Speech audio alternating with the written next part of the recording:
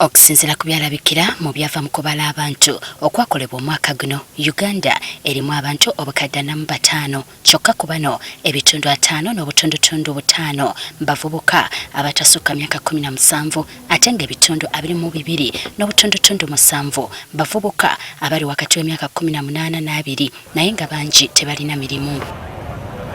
Kino kitadde Uganda mu mawanga agali mu katyabaga nga kiva ku bavubuka abalina embavu okusiba nga bakuba misota olw'okubulwa ebyokkola. Ku mbeera eno, Minisita omubeezi ow'abaana n'abavubuka Balamu Barugahara kwasinzidde okuteesa nti KCCA egwama ekirowoozeeko abavubuka baweebwe emidaala egy'enkizo mu butale bwonna bweddukanya. Era nja kukolayo meeting wakati wange ne ED wa KCCA okulaba engeri gye tusobola okuyambamu abavubuka ababeera batandiseewo emidaala gyabwe okulaba nti tubayigiriza obutakola midaala mu makubo. Balamu agamba nga kino kiteekeddwa mu nkola kyakendeeza ku bavubuka abakolera mu bifo ebikyamu mu ngeri emenya amateeka.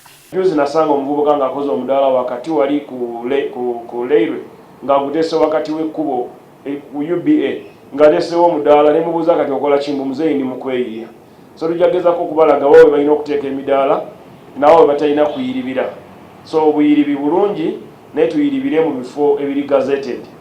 Obunkenke buno bwandibanga bwe bwesigamiziddwako n'ettabamiruka agenda okubeera mu ggwanga sabbiiti ejja n'ekigendererwa eky'okufumintiriza ku ngeri gavumenti gy'eyinza okutereezaamu emirimu egikolebwa nga tegityoboola ddembe ly'obuntu.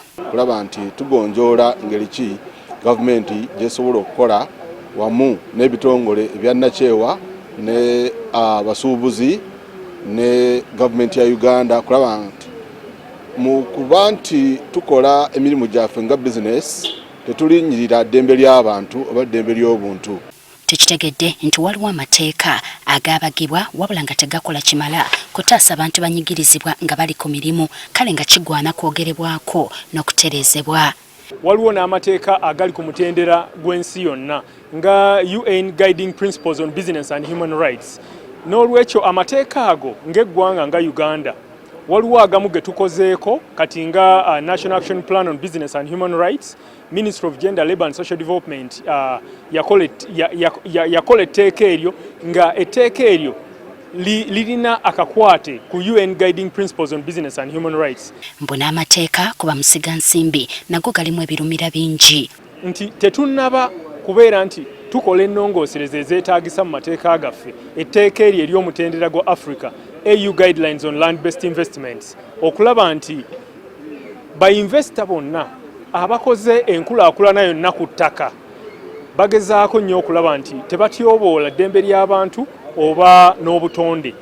Olukungaana luno lwakubeerawo nga 4 ne 5 ng'omugenyi omukulu asuubirwa kuba minisita w'amateeka Norbert Mao.